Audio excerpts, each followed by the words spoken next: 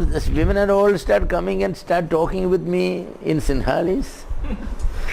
Though they are a little hesitant because I have a moustache, but they know that I am not a Tamilian because I don't have any of the Tamilian feature. I have their own feature. So they start talking with you. And then I say that, sorry, I'm from Kerala. Oh, I'm sorry, we thought you are from. And you also look at their women and all that, there is absolutely no difference. Like our Kerala women. And you go their homes, but they have, they go to Sinhalese home, you will get putta, nool putta, matikari, kappa, and all that you get. And, but you go to the other Tamilians, you get what you get there. The food is entirely different. So I feel more comfortable with a Sinhali family, that way diet and all that. Because then I find out, hey, where do you get this from? Actually, we got it from them, maybe. That all exactly same way we make fish curry with the kodapuli and tenga and everything, they make it the same way. So that's one theory. We don't know. There are many other theories. Anyway, we are not an original stock, that for sure. Because the originals are only those three. Yeah. We are not Caucasians, we don't have any features. There are some people, but very few. But you never see a blue-eyed Malayali. These three races can be marked to past year. Yeah. Yes. 3 children, 3 races. From then inter-races come, these. They very seldom, only the Jewish people maintained racial purity. Only the Jewish people. That Jewish people means, the children of Shem, and only one part of them. They maintained. Wherever Jewish people go, they don't intermarry very much, very little. Among all the people in the world, they maintain still that one. Other than that, everybody is a mixture of some.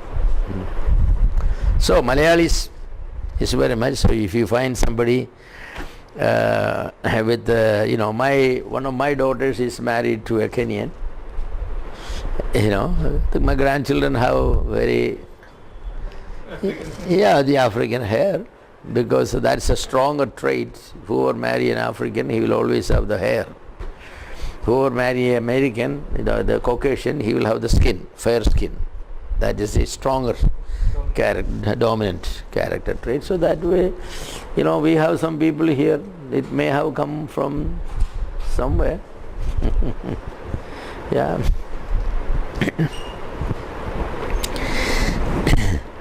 The original Indians were the Dravidians, The Dravidians are people, not anybody here has a Dravidian feature actually. Big forehead, thick lips, a flatter nose, and bigger heads and all that, And the Caucasians will have thin lips like a thread, and their nose will be longer, and fair skin, blonde hair, blue eyes. No, it's every race has their features. Like our Rajiv Gandhi, Jawaharlal Nehru, they all had blue eyes. Because they were all the Kashmiri Brahmins. They come from the Indo-Aryans or Indo-Germans. They were from the Japheth tribe. So they have.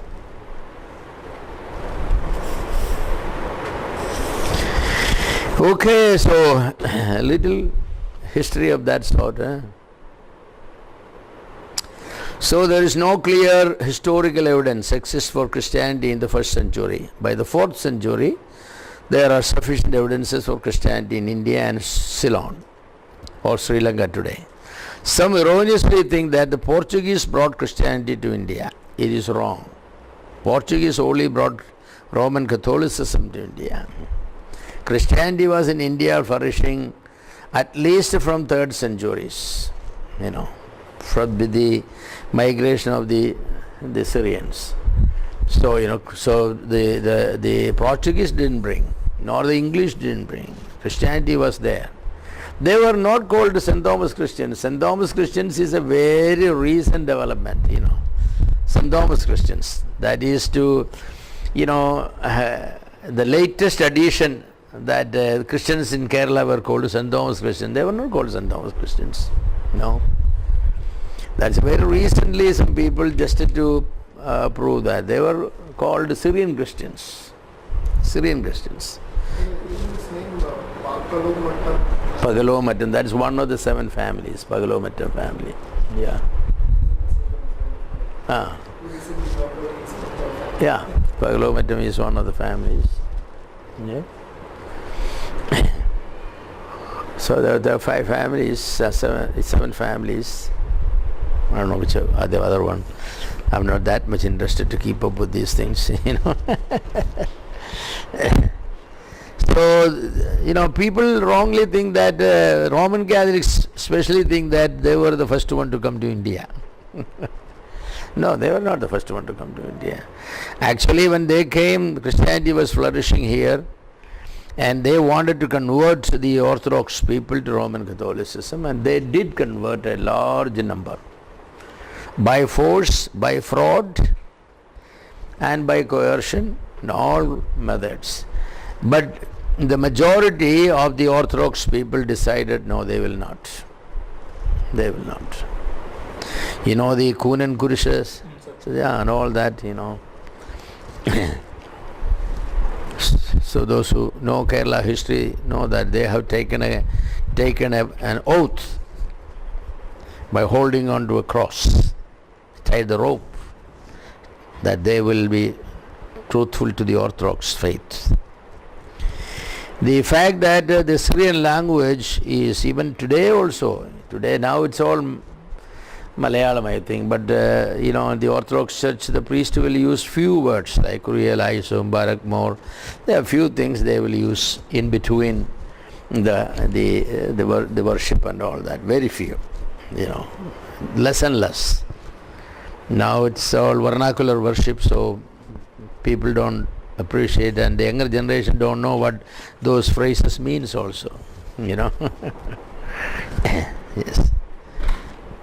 So early Christians in India were tied with the Nestorians of Mesopotamia. In the 16th, 17th and 18th centuries, the Roman Catholic missions work was started very widely in India. Protestant missions began in India only in the 18th century. At least 2 centuries after the Roman Catholic work began. Portuguese had their empire built with Goa as the center, and the population in Goa and the coastal land were converted, all around the Arabian Sea, all the way from Kerala to where? In Bombay, the Vasai is their main fort and all that. So, a lot of people were converted. The fishermen community were converted.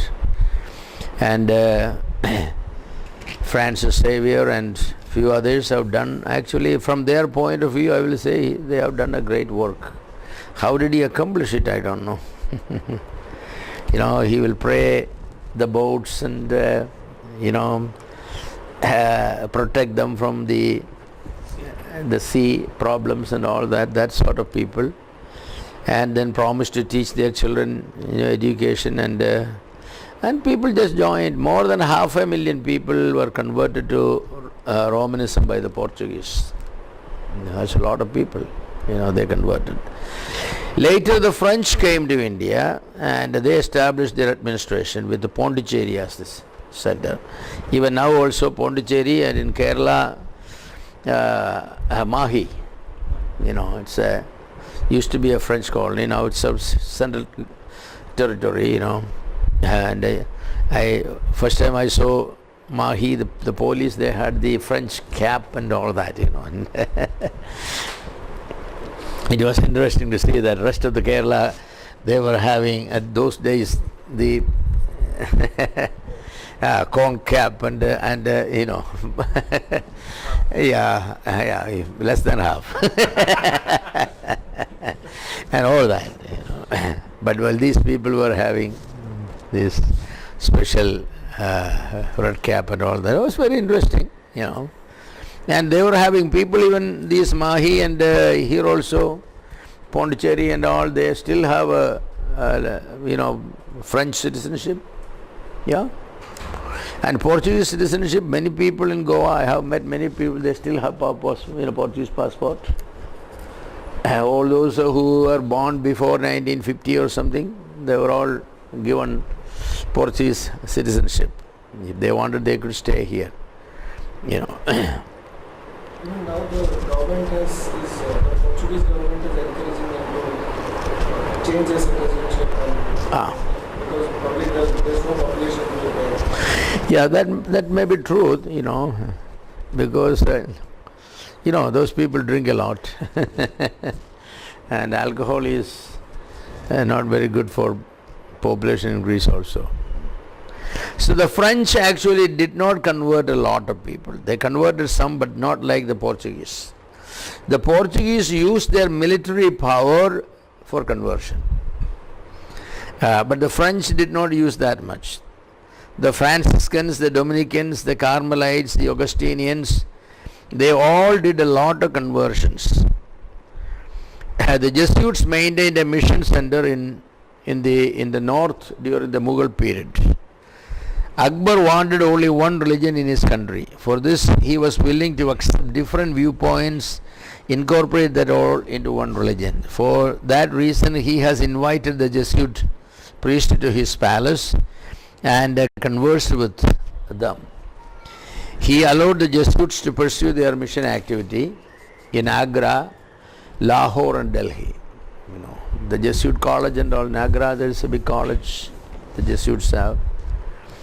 In South India, the Jesuits started work in Madurai, now in Tamil Nadu. Robert D. Nobly.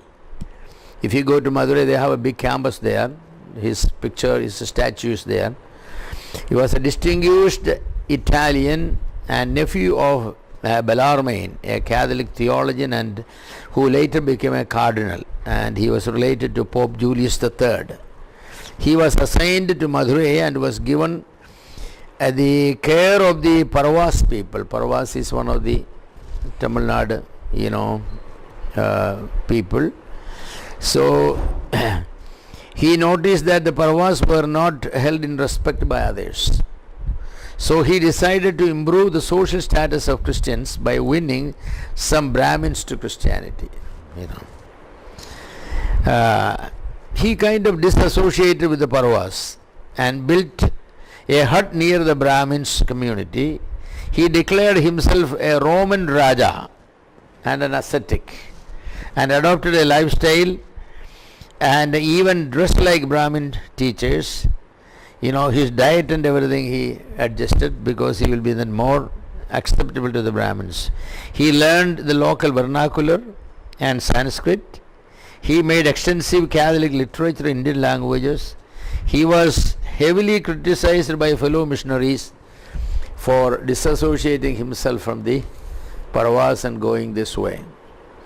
But in 1623, Rome approved his stand. Only a minority of the converts actually came from Brahmins, but by 1703 the total Christian community rose to 200,000 in Tamil Nadu. So they're all Roman Catholics. They made quite a bit progress. The Roman Catholics were always good in their mission work. Yes, early days they have done some social work also. An Indian clergy was recruited and trained. Later, there were Brahmin bishops. But those for the Paravas were of inferior quality and even had moral problems.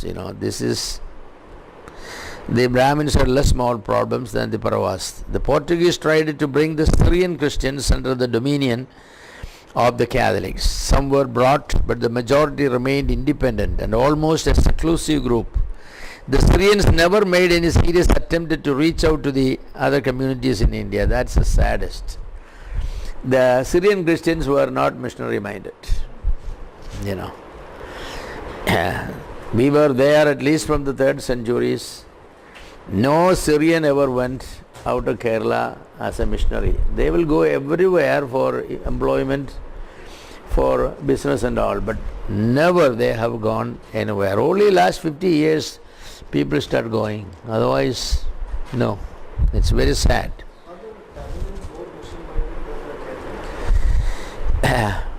Well, how can I say that? The Indian evangelical missions have mostly Tamilians in that mission. That is true. So 400 plus missionaries are working in North India and even in countries like Burma and other areas. But the Malayalis, very few Malayalis are there. So I can say they are more mission minded. I don't know, but they are doing. Last 50 years, Keralites have gone. Every denomination have their own. You go to any major city in India, there is a Pentecost IPC church, there will be a Brethren church, there will be this church, that church. Every church in Kerala will be having, except the Orthodox and the Marthomites, because the Marthomites and the Orthodox, they cannot do anything.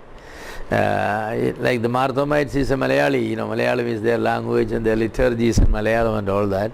They have missions, but I don't know what they do. They have worship in, they have to make a special liturgy, because they have prayers and all begins in Malayalam.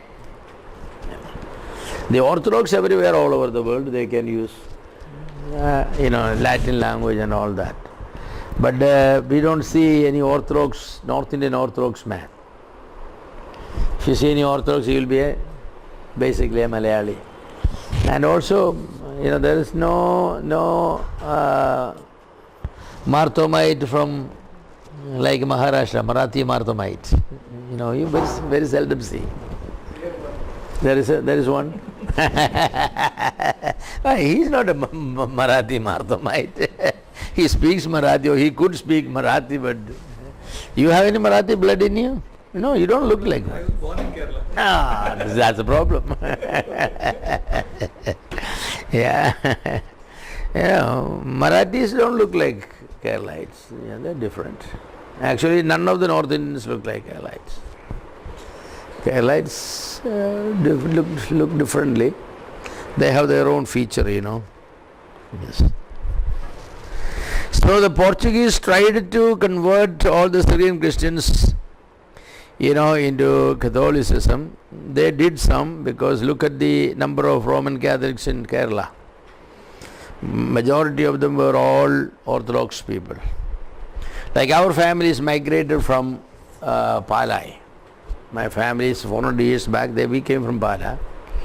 And all our family, when we came, our family came, we have history of our family written. They were all Orthodox people. There was no Roman Catholics in Palai at that time. Since we came, most everybody from our family, there is no Orthodox relation in Palai. We still got, these family meetings and Kudumba Yoga nokku parayile. Ellam Katholikara. Most all of them.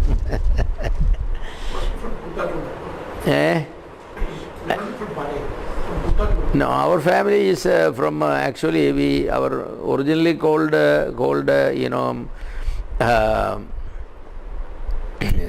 the Palai, our family is called oh my goodness. They are called Plathotam family. Plathotam. That P.C. George is a Plathotam prodigal son. So it's all, there is a lot of priests in the Plathotam family, nuns and priests. Who's P.C. George? He is a gentleman.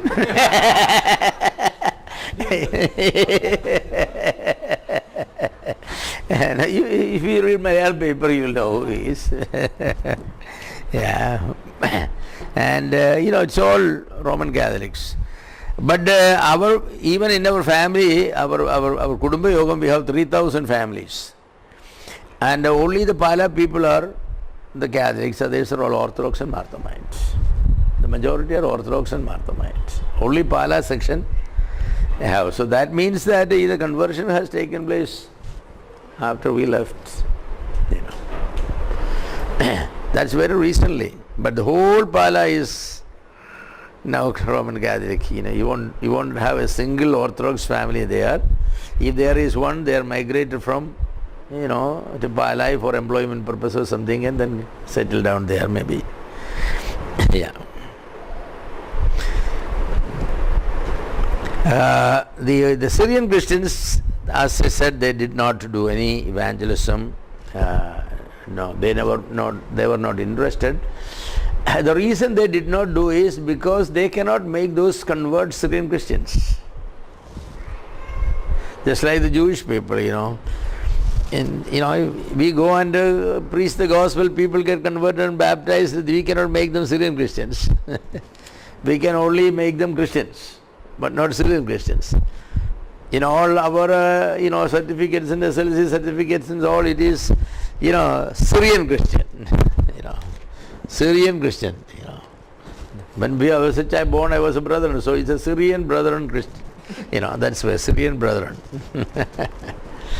So it's very, very, very, our parents were all very particular that, when marriage proposal or something comes, they wanted to make sure that only a Syrian family, What is there in the Syrian, I don't know, that's a different matter, but that's how the tradition, that may be the reason why from Kerala, the Syrian Christians did not go out for evangelism. Actually, so from Palghat, some 400 Hindu families, upper class Hindus, families became Christians. They were all joined to a particular, Kerala church denomination. They were, Nayars and Menons and all those people. When the time came for the children's daughters and sons' wedding, not one Syrian Christian family would accept them. Actually, the metropolitan or the bishop of that denomination requested the people that they are not backward community or they are forward communities and you can marry from there, but not one person was willing. So all those families went back to Hinduism. So how rigid, narrow-minded, I may say, that the Syrian Christians were, because they didn't want to bring somebody else from other backgrounds. How can they go and do mission work then? Because the people they, convert, where will they go for marriage? So this was problem. So, Syrian Christians should not be proud about their Christianity. I will say they should be sad about their Christianity because they had no mission minded. But now thank God that lately, they start marriage from other backgrounds a little bit and they are willing to go and do some evangelism.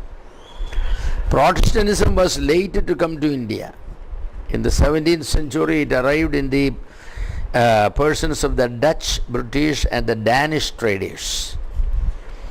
Each of these groups had chaplains who ministered to the Europeans and their servants. Here and there few people communicated their faith with the local people. The majority never bothered to do it. It was only in the 18th century that the Protestant missions began to operate. So those people came in the 16th, 17th century, but very little they did, very little. Maybe they shared to the people who were helpers in their homes and all that. That's it. It was the Pietists who took the initiative to spread Protestant truths in India. You remember the Pietist movement? We talked about the Pietist movement happened, the Moravians and all that came. They were very missionary minded. They were the ones who actually took initiative to spread Christianity. Siegenbalg and Plutschau, Plutschau, they were students at the Pietist Center in Halle, and in 1706 they arrived at Vancouver, a Danish trading post in southeast coast. They came at the instance of the Danish king. Though they were not welcome by the local Danish authorities, because they always were afraid that if you do conversion, their business interest will be hindered. The local people will get against them, and then their trading interest will be. The East India Company, British East India Company, they didn't want any missionary to come. Even when William Carey came, they resisted William Carey. They even didn't give him permission to land and operate, because they said that it's our business interest. We don't want to convert any Hindus. We only want our trading interest, business interest to go there. So, they were not welcome by the local Danish authorities. They persuade, learned Tamil, and won converts from Hinduism and Roman Catholicism. More recruits from Pietists in Germany came. The Anglicans and the Danish, and even some Lutherans, gave financial aid to these men. These Protestant communities grew and persisted into the 20th century. So the early Protestant work was started by the Pietist movement of the Danish origins. The others, they had no interest at all, no interest.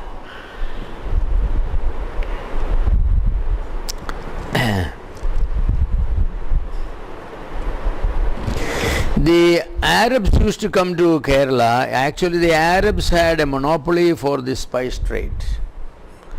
The Jewish people also did, but the Arabs were the one. The Arabs bought it, came to Kerala, and from the Jewish people also they bought it, and then they traded it to the Europeans.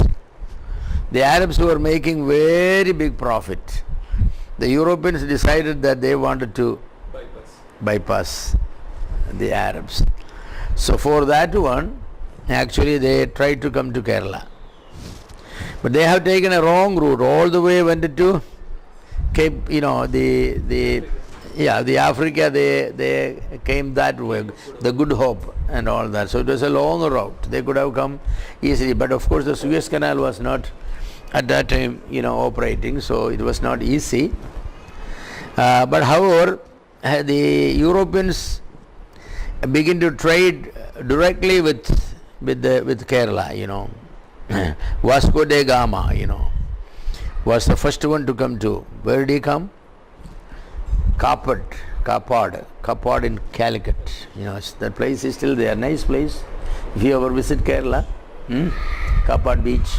Yeah, there's nothing, no monument or anything really. They should have made a monument and all that, but there is a nice rock.